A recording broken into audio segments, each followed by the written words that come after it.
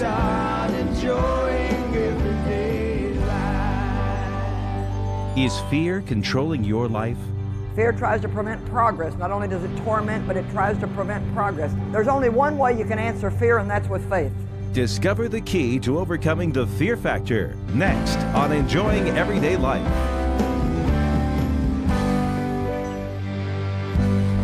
Take your time today to enjoy some of life's simple things. Take the time today to enjoy little peace of mind. It's time to make a change. It's time to make it happen. It's time to start enjoying everyday life.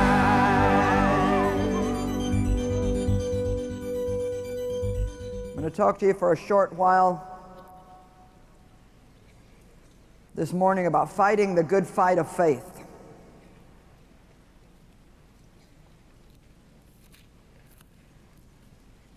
First Timothy chapter 6, verse 12. Says exactly what I just said. Fight the good fight of faith. Can you say that with me? Fight the good fight of faith. Now let's go to 2 Timothy 4:7 over just a few pages. I have fought the good fight. I have finished the race. I have kept the faith. Three interesting statements. I had to fight. Let's say it a little different. I had to fight in order to finish the race. And while I was here on the earth, I had to hang on to my faith and not let the devil steal it. I want to talk to you today about two opposing forces in the universe, faith and fear. We receive from God through faith, and interestingly enough, we receive from the devil through fear. I don't want you to ever forget that. We receive from God through faith. We receive from the devil through fear. Not only does God have a plan for our life, but the devil has a plan for our life. Amen? We need to take fear a little bit more seriously than what we do. Fear is a spirit sent out from hell. I believe it's the master spirit. I call it the master spirit because I believe more than anything the devil uses fear to try to keep us from believing God. Fears in our relationship with God, fear that God doesn't love us, fear that no matter what we do, it's never right, it's not enough. Fears about ourselves, that we're not good enough, we're not acceptable, we don't have the gifts we need. The devil will even make us afraid that we don't have the faith that we need. Fear, fear, fear. Every time you turn around, if you pay attention, there's fear presenting itself. And fear does a number of things. It torments. The Bible says in 1 John 4 that fear hath torment. Interesting, isn't it? Just imagine how happy and free we would be if we never had to deal with fear. Fear of lack. Fear that we can never overcome our past. Fear of the future. Fear of loneliness. Fears about the people that we know. Fears that the people we love won't do the right thing and they'll end up with problems. Fears about retirement. Fear we can never overcome the past. Fear that the future doesn't hold anything desirable for us.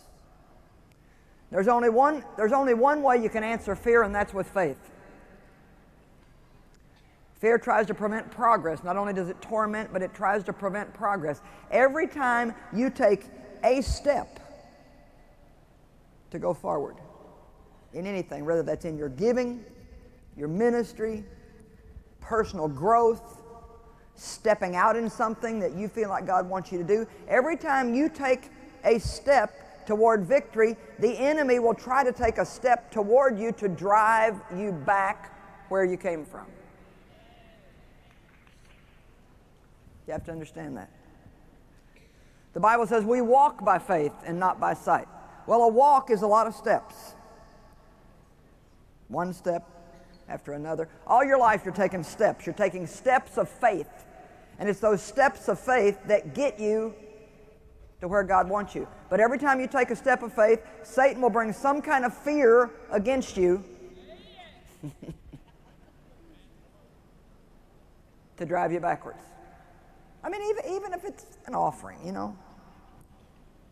Maybe the Lord put on your heart this morning to give a little more in the offering than what you planned. And with some people, maybe not everybody, but some people, the first fear that comes is, well, what about me? What am I going to do?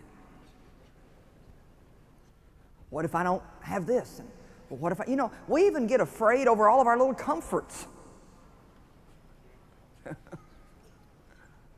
Well, what if I can't eat out this week then?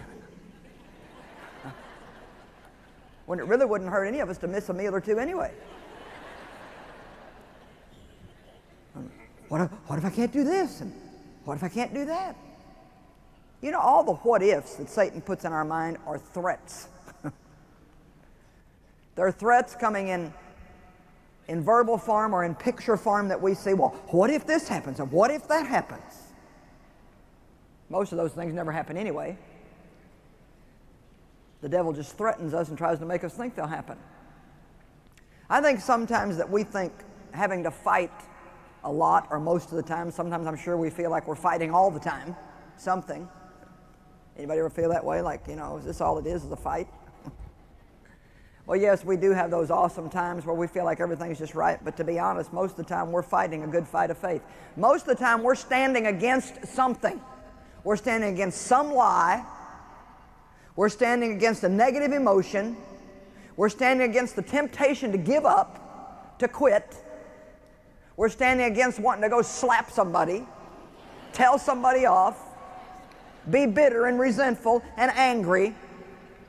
We have to fight the good fight of faith. You know, if you want to live and not be offended all the time, you're going to have to fight against offense. So I love that. He said, I have fought the fight. I have finished the race. I have kept the faith. If we stay in faith, we'll finish. If we get in fear, somewhere along the line we're going to park. Or even worse than that, we're going to go backwards. And actually, I can tell you, if you do park, ultimately you will go backwards. Because the interesting thing about God is you have to be moving. God is progressive, and you can't just get so far and say, well, this is enough, I'm just going to stay right here. I've grown spiritually as much as I want to grow. I think I'm good enough now, I'll just stay here. I may, you know, yes, I still have this problem and I still have that problem, but frankly, I'm tired of fighting problems. I just believe I'm just going to stay right here. It won't work. If you do that, you'll start to go backwards. If you're not pressing forward and overcoming problems, you'll start going backwards and you'll have problems come back up that you've already overcome. Press on, Paul said. You got to press on to take hold of those things for which Christ Jesus died to take hold of you. And I just think it may be good for somebody to know today that you're not the only one fighting.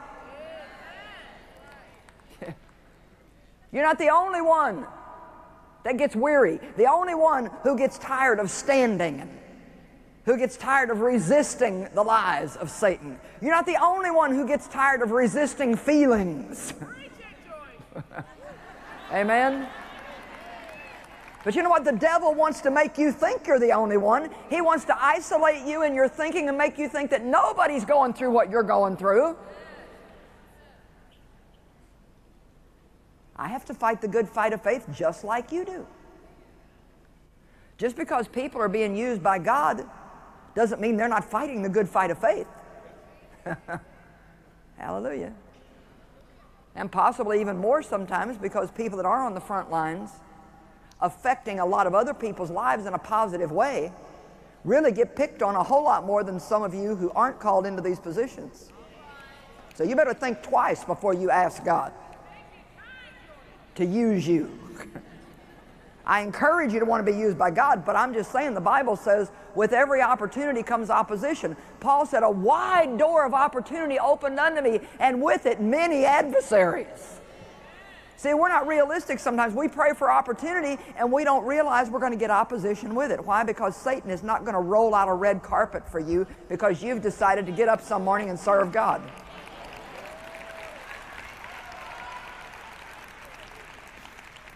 He will come against you. Faith is so important. We could never probably ever hear enough messages about faith. Faith, the Bible says, is a conviction in our heart of a reality that we don't see. Faith is not seeing with your eyes, but seeing with your heart. You believe something in your heart that doesn't make sense to your mind. You know what? I've been talking to God all morning, but you know what? I did not see Him one time. I can't even really stand here and tell you I felt Him. Sometimes I do. I had a day last week where I just had the most awesome time with God. It was one of those feeling times, and man, they are nice. Oh, it was exciting. And man, God put it on my heart to pray about something specific, and I knelt down and prayed about it, and I mean, as God is my witness, within 1 hour, I saw it happen. Does that happen every day? No. Do I wish it did? Yes. What happens the rest of the time? I'm fighting the good fight of faith. I'm running the race. I'm keeping the faith. And I'm believing what I don't see, and I'm believing what I don't feel.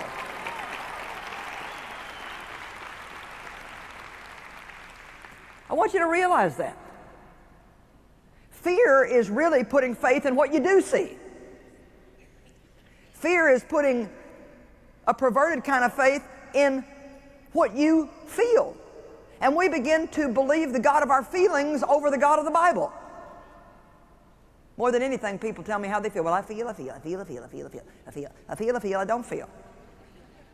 I feel like nobody loves me. You know what? You can feel like nobody loves you, and that doesn't mean that's true.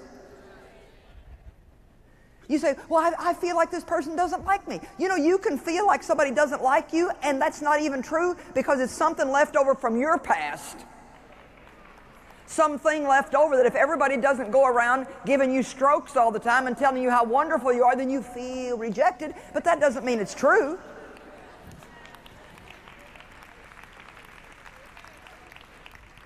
And we have to stop living by how we feel. 2 Corinthians 5:7 says, we walk by faith and not by sight. These guys had the same problems we deal with today. We walk by faith and not by what we see. And we have to encourage one another in faith. We need to come together and say, you're not the only one going through these things. Yes, it's hard to not believe what you see. It's hard to not believe the lies of Satan, and we have to fight the good fight of faith. But Hebrews 11:6 says, without faith it is impossible to please God. There is only one thing that pleases God, and that is faith. Trust. Relying on God. Believing that He can do what we can't do. Believing that He's greater than the devil. Believing His promises over the lies of Satan. If there's anything that needs to come out of our mouth about 1,000,000 times a week is, I believe God. I believe. I believe. I believe. I believe the Word. I believe the promises. I believe God. Very powerful words, I believe. Without faith, it is impossible to please God. And those that come to Him must believe two things. Number one, that He exists, that God is. You know, that's a real powerful statement. It probably wouldn't hurt any of us to just put a sign up our wall that says, God exists. Because in the busyness of our day, we forget that, and we feel all alone. But He is everywhere we go. Do you know that God is filling this room right now? We haven't just come here to Buffalo and gotten together as a bunch of people who believe in some God who's off in the sky somewhere. Yes, He has a throne in heaven, but He fills everything, everywhere, with Himself, the Bible says. Can we get a hold of that today? God who fills everything, everywhere, with Himself.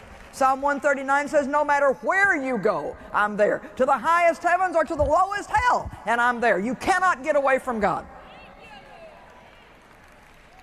And it comforts me just to know sometimes you're here. We must believe two things. Number one, that God is. And you have to believe that by faith because you don't see Him. Sometimes you see His handiwork. You see Him, you can look at the earth and know that God created it, and you can look at the birth of a baby. How could anybody watch a baby be born and not know that God exists? To me, it would take a whole lot more faith to be an atheist. I mean, you'd have to have some kind of wild faith to think that all this happened by two little buggy things or whatever crawling up on a beach somewhere and getting together, and then over the years, after I was an ape and this and that and something else, now I finally become this. I mean, come on. I mean, don't you agree that'd take more faith than what I'm believing? I mean, those people would be dynamite if they just get turned around in the right direction. Hallelujah. Believe that God exists, that He's got a plan for our life. The Bible says all over the place that God has a plan for you. So when the devil tells you you have no future, you just need to say, God's got a plan. God's got a plan. We need to use this thing to fight the good fight of faith. You have to fight with the Word of God. You have to believe that God is, and this is so good, that He is a rewarder of those who do what? Not those who do everything right. Those who diligently seek Him. Period. It doesn't even say you have to do everything right. It doesn't say you have to get it all right. It doesn't say you have to be a perfect person of faith. All you got to do is just stay in the program. Come on, I can do that. I may not be able to do everything right, but I can stay in the program. I'm still here. That's my testimony. I got born again when I was 9 years old, and devil, I'm still here. I got filled with the Holy Ghost in 1976 and called into ministry. My testimony is I'm still here. That's a great testimony, just to be able to say, I didn't quit, I didn't give up, I've been fighting the good faith, I'm still here. Hallelujah. And you know what? You've all got that testimony. You're still here. You didn't quit, you didn't give up, you didn't go by the wayside. And you know what my testimony is going to be tomorrow? Here I am again, devil. And next week, I'm still here. And a year from now, I'm still here.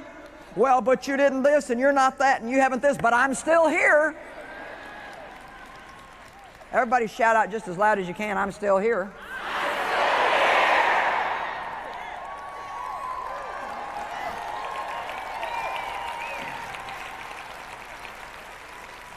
Go to John chapter 6.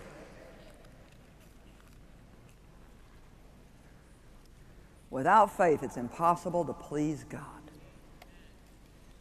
Just to show you how important faith is to God, there's a scripture in Romans 14:23 that I love to ponder. It says, whatever is not of faith is sin. Think about that. So that means that fear is something we need to repent over if we actually let it get into us and we start following it. Now, everybody's going to feel fear, but you're going to find out in a minute when the Bible says fear not, it doesn't say not to feel fear, it means not to follow those feelings. Almost any time you do something new, you're going to do it with a certain amount of fear. God is just saying, even if you have to, do it afraid. But don't let fear defeat you. You do what I told you to, not what the enemy is telling you to. And many times when you step out to do something and you feel fear, that should be a double indication to you that you're on the right track. Because fear always tells you the opposite of what God told you. Whatever's not of faith is sin. That's a mouthful, isn't it?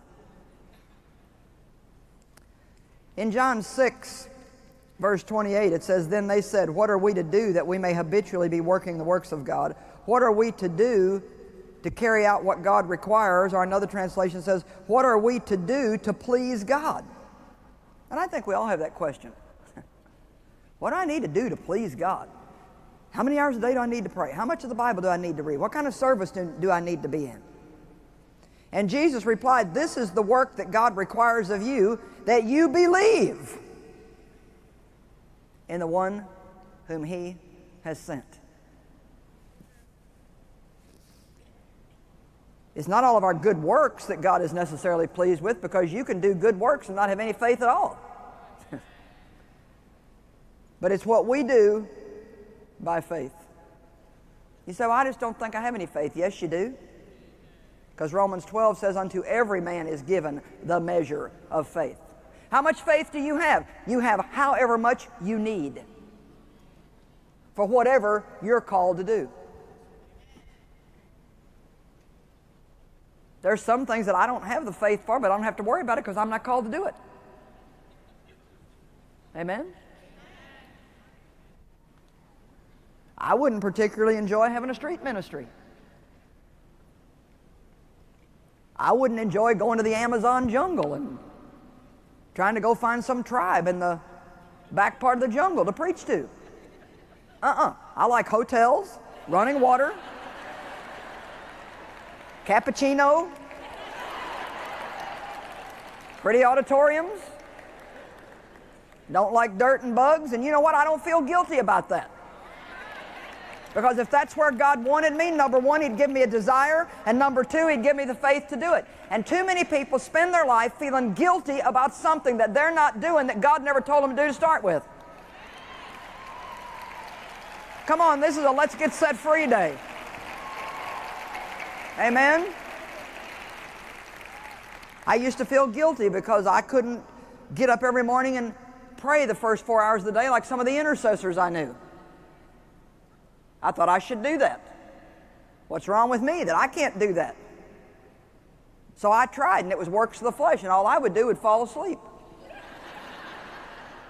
There are people who can do that, and that's a gift for them, just like I can stand up and talk all day. And so I'm not afraid of this. I have the faith to get up and do this. Stop persecuting yourself because you're not what somebody else is.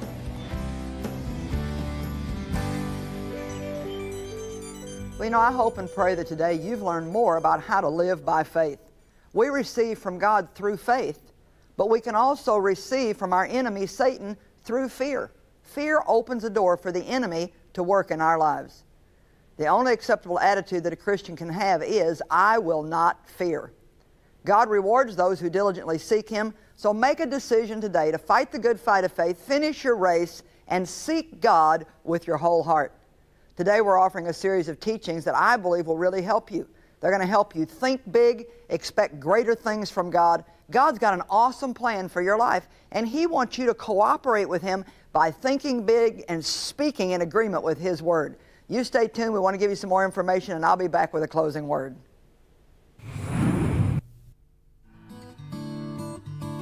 Remember when you were a kid? You had all these limits on your life.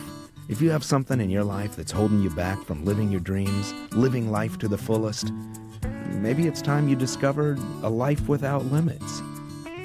Life Without Limits, a 4-part series by Joyce Meyer that'll help you find clarity for your life. You'll discover how to really live and enjoy the life you have, and learn how to stop limiting God so you can accomplish the desires of your heart. Life Without Limits can be ordered right now. Use the information on your screen or visit us online at joycemeyer.org. This series makes an inspirational gift for recent graduates or anyone stepping into a new season of life. Don't give up on your dreams. It's time to start living a life without limits.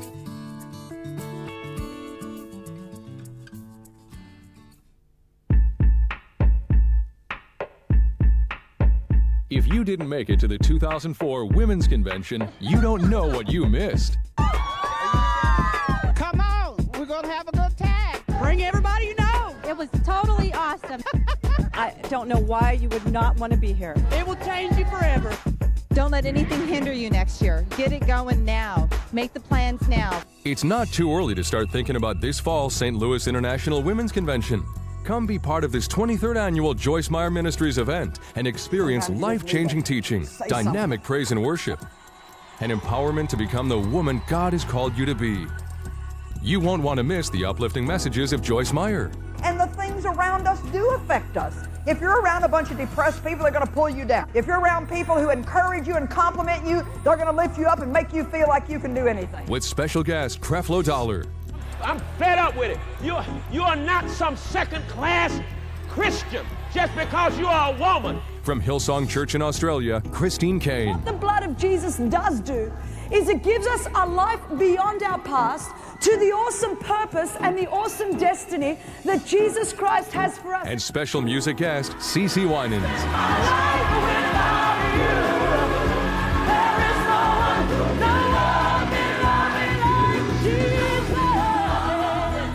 The 23rd Annual St. Louis International Women's Convention at the Edward Jones Dome, September 29th through October 1st.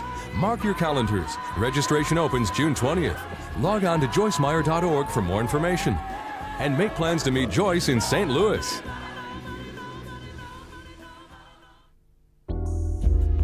No matter what's going on in my life, all I have to do is log on.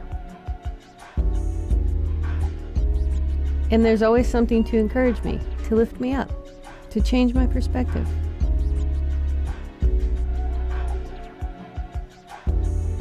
Go into the whole world 24 hours a day. joycemeyer.org.